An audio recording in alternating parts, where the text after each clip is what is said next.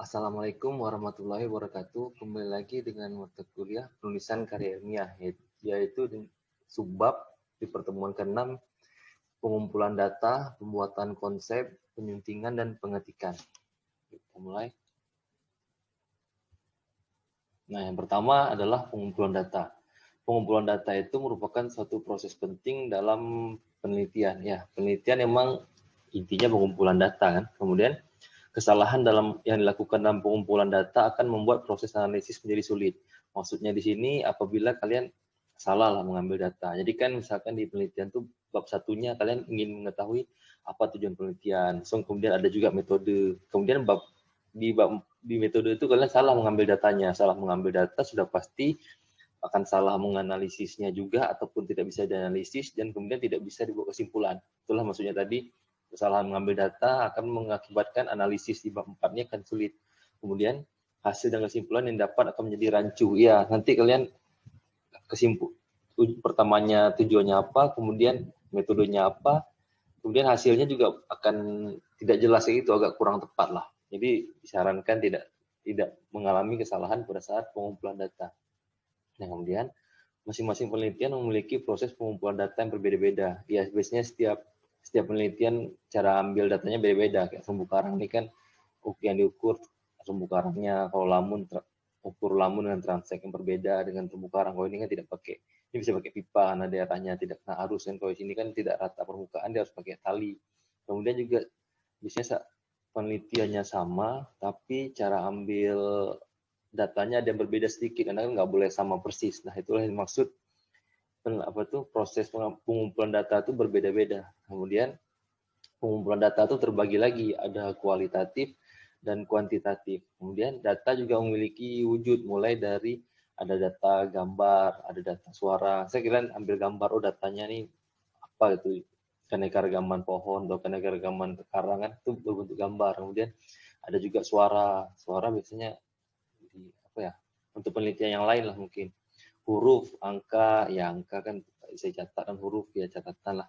Bahasa, simbol, atau keadaan. Keadaan ini bisa juga sih di sumber daya kuantitatif keadaan masyarakat, mungkin pesisir mungkin.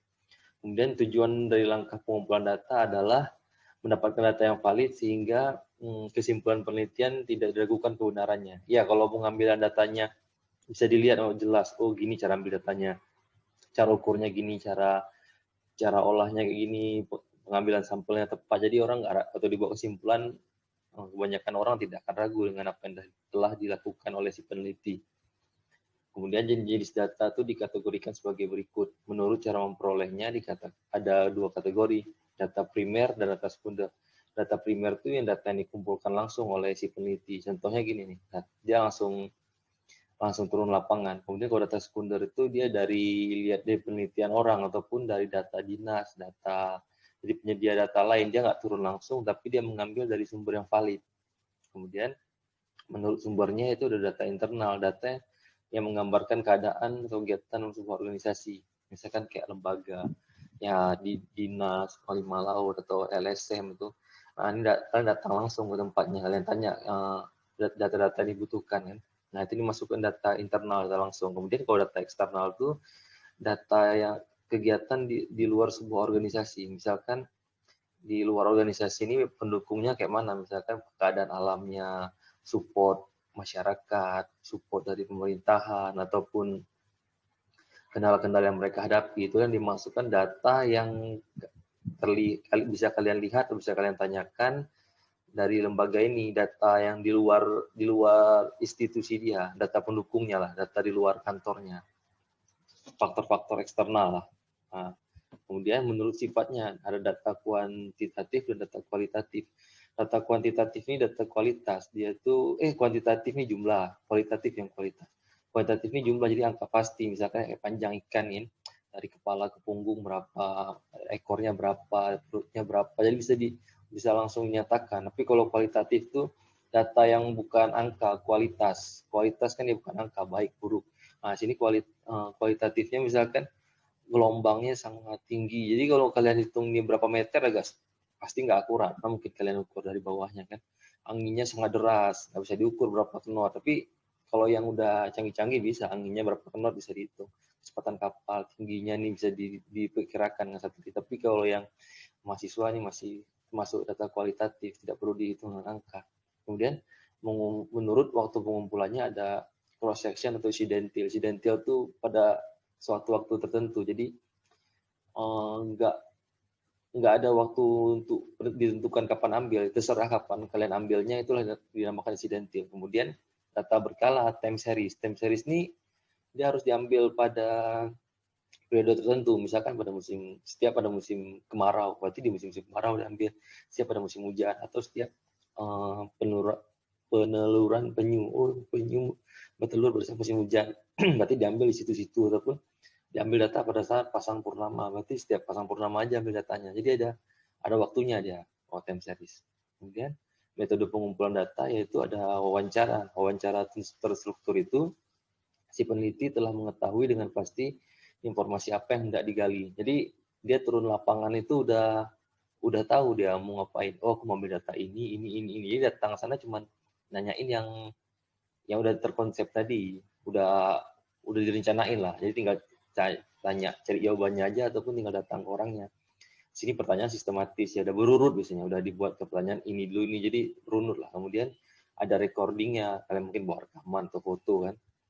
Kemudian wawancara tidak struktur itu wawancara bebas, jadi misalkan kalian nggak buat konsep di kertas ataupun nggak ada kuesionernya lah, kalian tapi tidak tahu, saya mau nanyain kayak mana hasil tangkapan, kapan aja melaut, bagaimana, apakah untung atau rugi, itu aja lah sekitaran tuh. Jadi kan nggak perlu dibuat konsep, itulah dikatakan wawancara tidak struktur. Datang aja ke situ, tanya kurang lebih gini sebelum basa-basi, nanti yang kemungkinan masih bisa diingat lah kesimpulannya.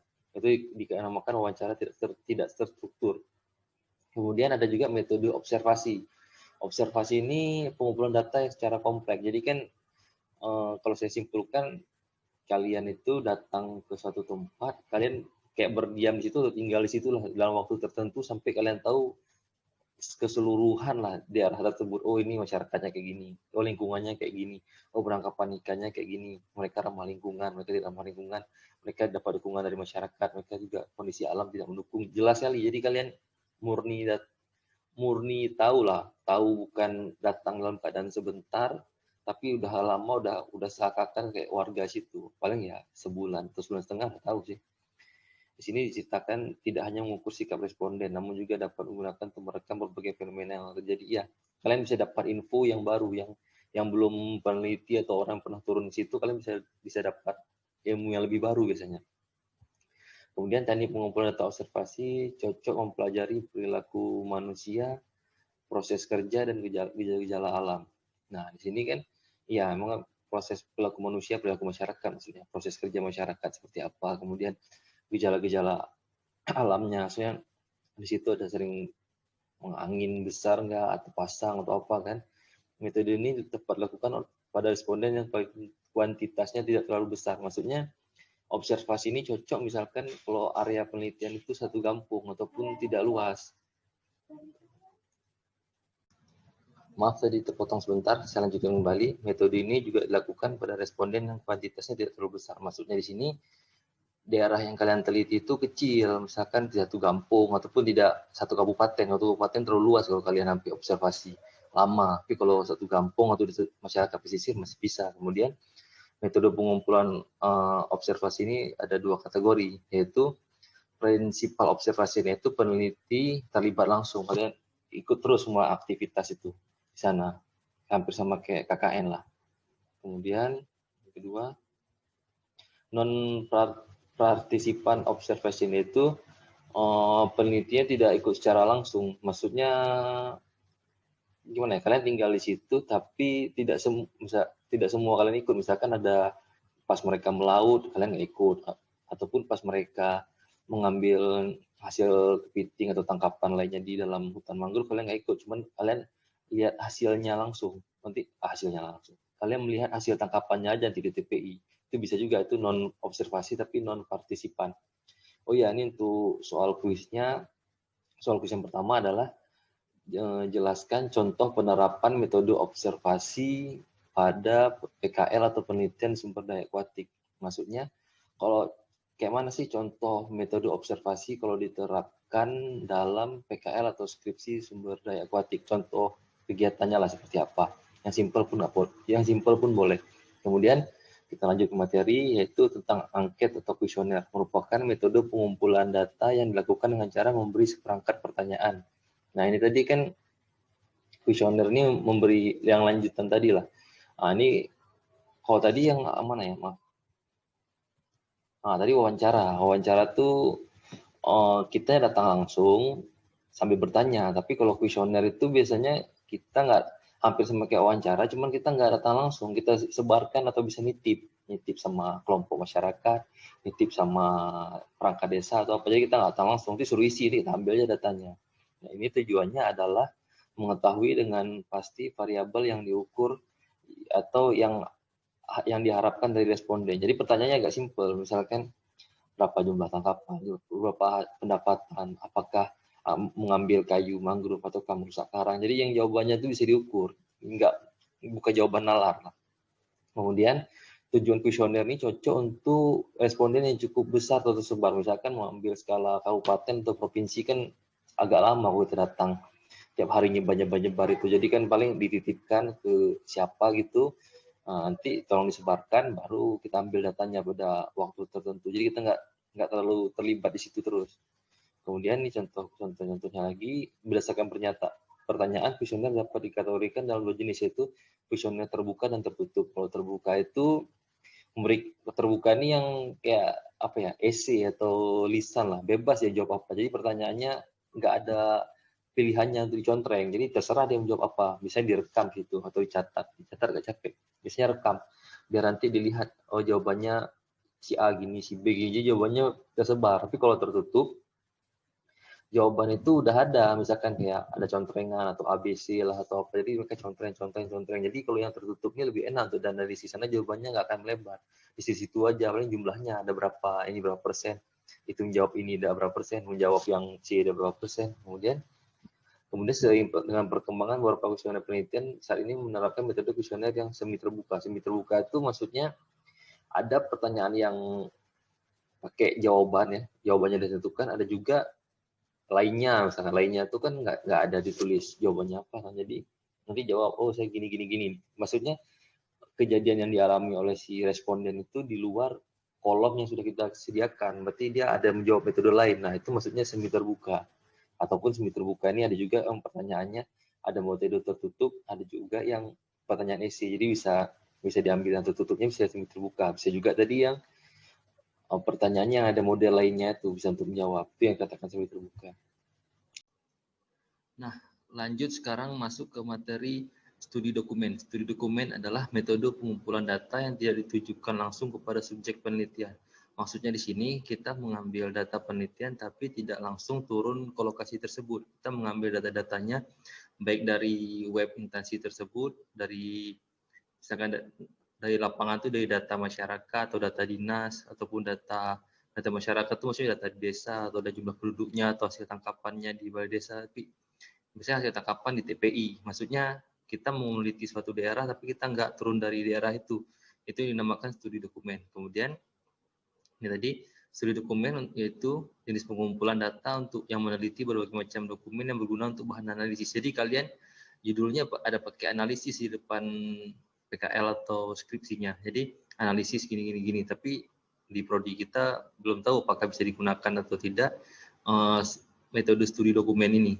Nah, kemudian dokumen yang dapat digunakan dalam pengumpulan data dibedakan menjadi dua, yaitu dokumen primer, itu dokumen yang ditulis oleh langsung yang mengalami peristiwa, atau kalau di keadaan biasanya atau di bidang lain dinamakan autobiografi. Tapi kalau di bidang yang saya maksud itu, misalkan data masyarakat, data mangrove di daerah apa, ditulis dari dinas itu, lembaga LSM yang dari situ, atau dari web desa atau apa. Jadi istilahnya memang orang situ yang menulis. Tapi kalau dokumen sekunder itu kalau di bidang lain dinamakan biografi. Tapi kalau yang saya maksud itu misalkan daerah di Aceh lah, kondisi Karang atau Lamun, tapi yang nulisnya itu KKP ataupun LSM di daerah lain. Itu maksudnya bukan daerahnya sendiri, itu dinamakan dokumen sekunder. bahasa lainnya ada contohnya adalah biografi. Nah, oh ya, untuk kuisnya tadi mohon maaf saya kembali lagi. Coba kalian contohkan bagaimana sih studi dokumen itu jika diterapkan dalam PKL atau skripsi pada prodi sumber daya akuatik. Contohnya gimana? Contoh studi dokumen. Itu soal kuis yang kedua, nanti tulis saja di kolom komen ya. Kemudian pembuatan konsep. Konsep adalah tahapan awal dia sebelum penelitian.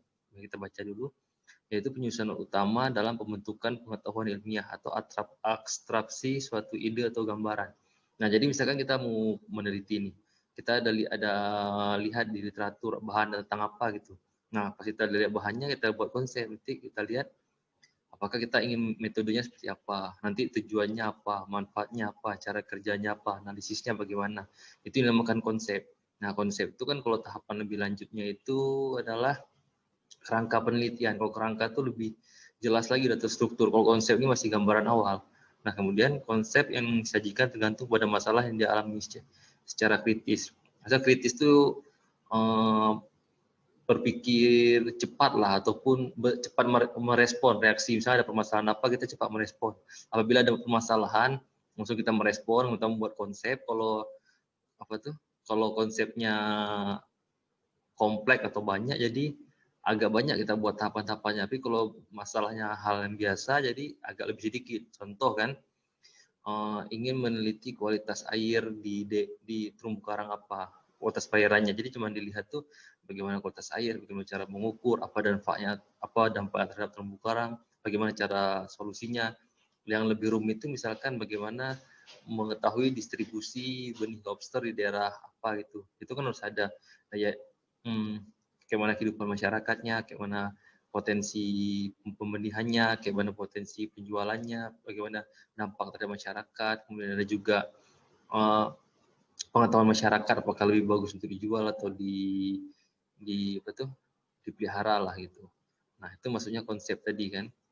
Nah, kemudian ciri-ciri konsep. Konsep itu terbentuk dengan jalan abstraksi, proses menarik intisari ide-ide. Menarik intisari ide-ide itu maksudnya dari ide yang kalian temukan seakan tentang lamun atau terumbu karang, dibuat lagi apanya sih yang mau dikerjakan, mana sih yang belum. Nah, itu dia menarik intisari. Kemudian gejala sosial. Gejala sosial ini yang keadaan terbaru seperti apa? Apakah ini dengan aktivitas masyarakat akan mengakibatkan pemanasan global atau perubahan suhu air atau pencemaran di suatu perairan akibat dari itu tadi, terhadap sumber daya tadi, terhadap lamun atau terumbu karang. Itu gejala-gejala sosial. Kemudian terhadap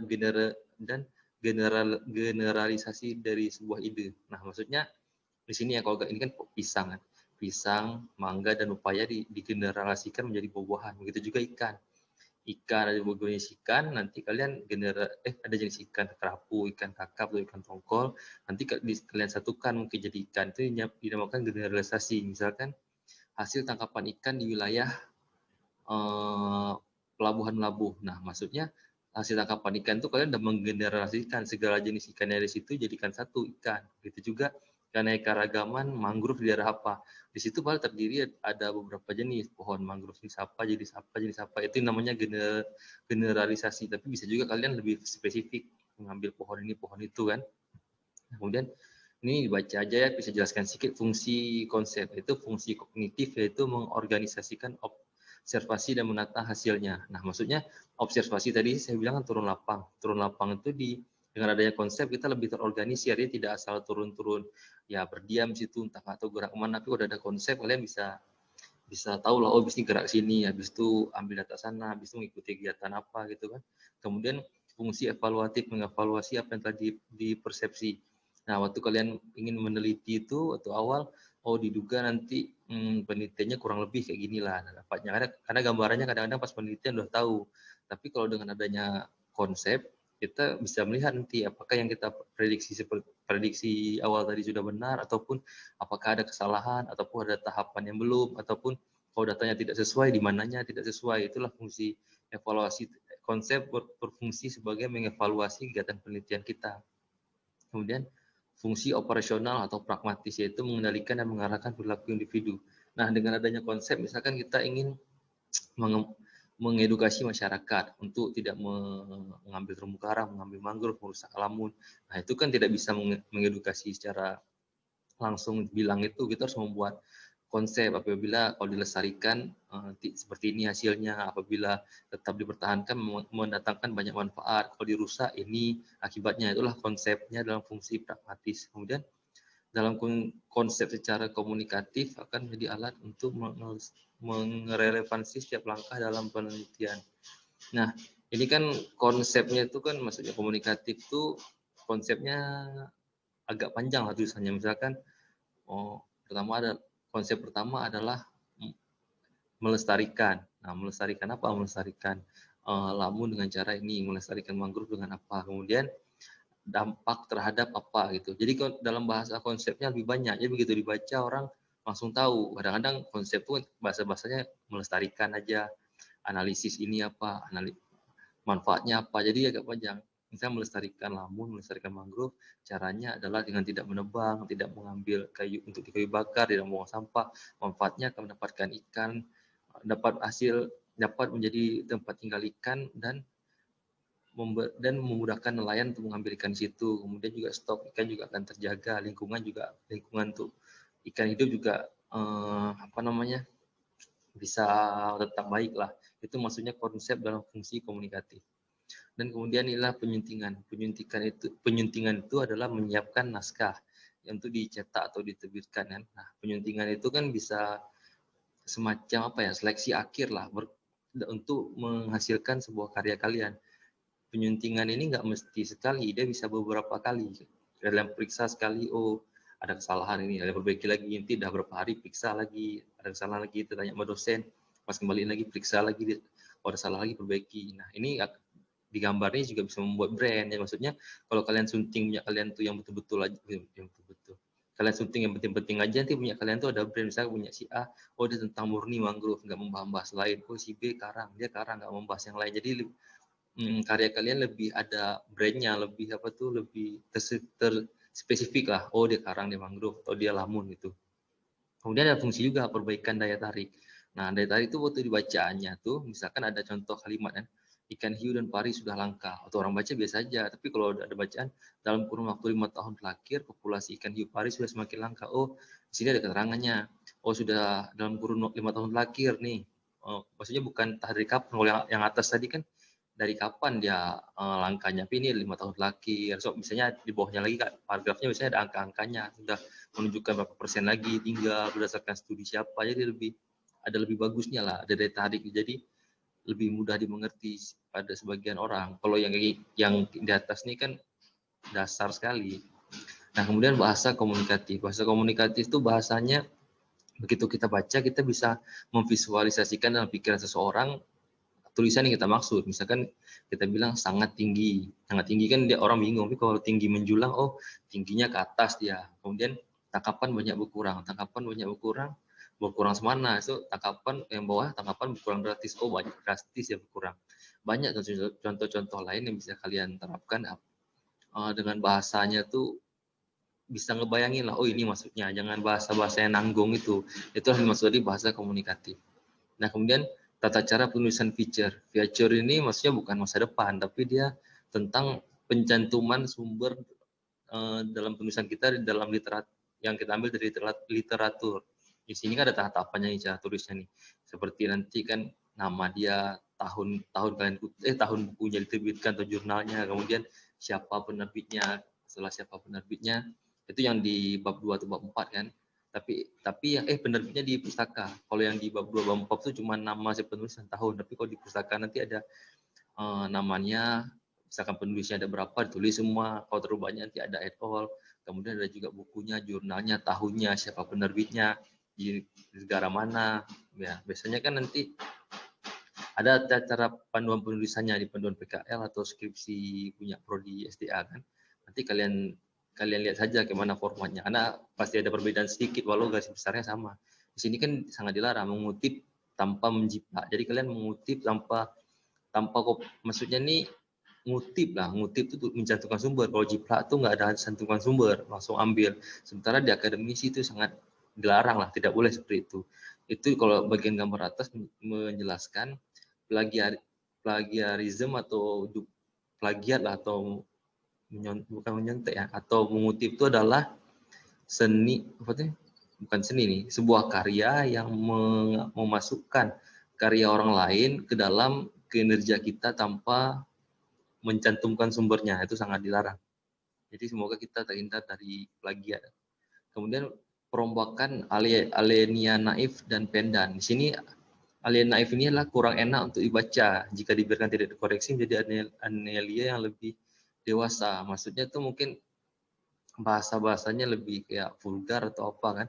Kemudian bukan bisa jadi vulgar, bisa jadi juga memberi perasaan kepada pembaca seolah mereka masih anak-anak ataupun kayak menggurui ataupun seperti makna-makna lainnya lah. Contohnya di sini kan ada bacaan tentang karbon dioksida, misalnya tentang mangrove nih.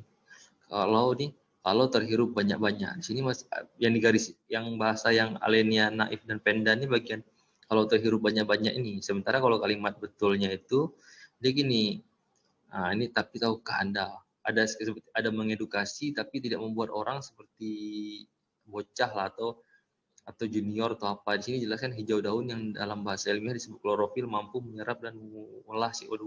Nah, sini dia memberi edukasi. Kalau yang pertama tadi kan dia bahasanya kayak bahasa kurang edukatif, bahasa biasa kali. Jadi kan kayak yang baca tuh kayak terasa bukan akademisi lah, untuk bacaan kayak dongeng-dongeng lah ataupun bahasa-bahasa dongeng, bukan bahasa yang bagus. Nah, kemudian nada penulisan yang bersahabat. Nah, di sini kita kalau menulis penelitian itu biasanya tidak menimbulkan permusuhan ataupun narasi-narasi yang memancing perdebatan. Jadi kan kalau misalnya di infotainment atau politik, tapi kalau di karya ilmiah itu biasanya perbandingan terhadap penelitian sebelumnya. Misalkan penelitian kita dirasa lebih baik, tapi kita menjelekkan penelitian yang sebelumnya. Contoh, setelah penelitian saya mendapatkan hasil kualitas air ataupun kehidupan ikan jadi lebih banyak di daerah ini setelah saya melakukan penelitian berbeda dengan penelitian sebelumnya yang hasilnya kurang baik, makanya saya ingin memperbaiki. Jadi bahasanya diubah lagi. Kita mencantumkan hasil penelitian sebelumnya, tapi kita membuat di naskah kita hasil kita saja. Maksudnya kita tidak perlu menjelekkan ke sana, tapi kita menuliskan sedikit bahasa, contohnya sedikit mengalami kenaikan, bukan sedikit lebih baik. Kalau lebih baik itu ada kata kayak lebih unggul, tapi kalau sedikit mengalami kenaikan ya wajar, karena kita penelitiannya baru, jadi bisa aja, dan mempelajari dari punya dia sebelumnya, jadi wajar kalau kita bisa lebih baik. Kemudian di sini pengetikan bagian terakhir itu yang diperhatikan lah jenis font huruf, itu ada anti penduan, jarak antar baris juga ada, ruang ketikan, area kertas. Nah, area kertas ini kadang-kadang lupa dipahami mahasiswa. Jadi kalau dia nggak atur marginnya, kertasnya tidak yang lebar, ada yang sempit, tergantung setelan awal di laptop dia. Tapi kalau sudah baca panduannya, di setel margin akan bisa diatur. Kemudian batas tepi, ada batas tepi pinggir sama atas. Atasnya itu juga di setel di margin, nanti jangan terlalu kecil atau sempit kan. Kemudian indensi. Nah, untuk kuis yang ketiga ini saya ingin menanyakan apa sih maksud indensi dan penulisan karya ilmiah? Nanti kalian jawab aja di kolom komen ya. Kemudian bilangan dan satuan ini harus sama. Nanti misalkan sentimeter, kayak mana tulisannya C kecil, M kecil, atau tulis sentimeter, atau lah begitu juga kilometer, gram, PPT yang untuk salinitas kan. Nah, itu ada penulisan bilangan-bilangan itu harus sama. Dan kemudian judul bab itu mungkin ada cara penulisannya, bab satunya Romawi atau bukan, itu di bagian atas ataupun nanti di bagian bawah, ataupun ada caranya lah. Jadi kalian pelajari aja di buku itu di mana posisinya. Jadi judul bab pun penting deh.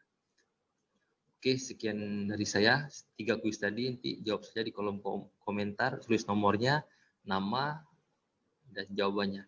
Assalamualaikum warahmatullahi wabarakatuh.